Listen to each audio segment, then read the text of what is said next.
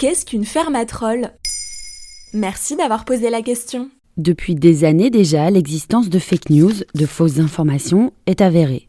Mais à la différence d'une information incorrecte ou incomplète, la fake news a cette particularité d'avoir été créée dans le but délibéré de tromper.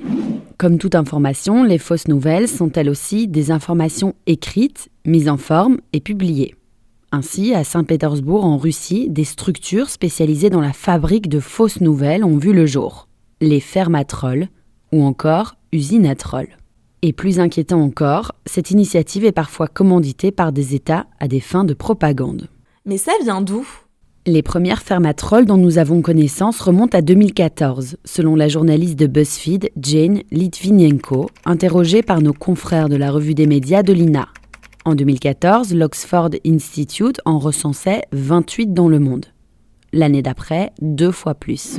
La Russie est pionnière dans le domaine avec l'Internet Research Agency par exemple. Une usine à trolls dévoilée par la journaliste russe infiltrée Lyudmila Savchuk. Moscou s'est illustré par exemple en 2015 en tentant d'influencer l'opinion publique ukrainienne après la révolution de Maïdan en 2014 quand la population a manifesté un fort engouement envers l'Union européenne. Puis, selon Washington, en 2016, avec pour objectif de manipuler l'opinion américaine à la veille des présidentielles. Et comment cela fonctionne-t-il ? Lyudmila Savchuk a enquêté et s'est infiltrée dans une de ses fermes. Elle décrit celle de Saint-Pétersbourg comme un bâtiment gris aux fenêtres bâchées où s'affairent des collaborateurs payés 400 à 800 $ par mois pour créer de faux profils sur Internet et répandre des opinions pro-Kremlin. C'est cette structure qui a été pointée par les États-Unis comme responsable de l'interférence russe dans le scrutin présidentiel américain en 2016. Plutôt que de présenter de longs articles ou des rapports compliqués, les trollers postent des images trafiquées sorties de leur contexte pour déclencher une émotion d'indignation ou de colère chez l'internaute.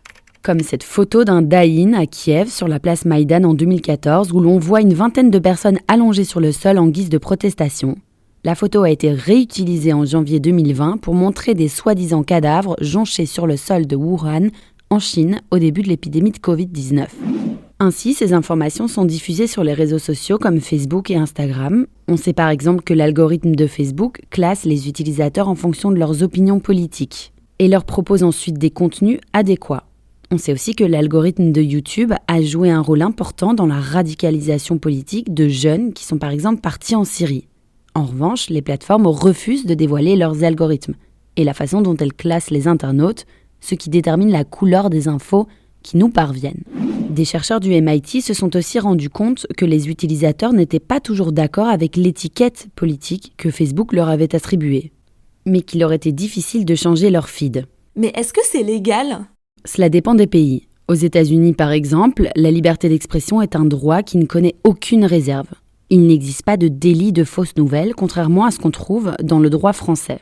En vertu de la loi de 1881 sur la liberté de la presse, la publication de nouvelles fausses sera punie d'une amende de 45 000 € lorsque, faite de mauvaise foi, elle aura troublé la paix publique ou aura été susceptible de la troubler.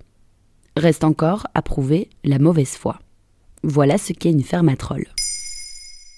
Maintenant, vous savez, un podcast écrit et réalisé par Johanna Cincinnatis. Ce podcast est disponible sur toutes les plateformes audio et pour l'écouter sans publicité, rendez-vous sur la chaîne Bababam Plus d'Apple Podcast.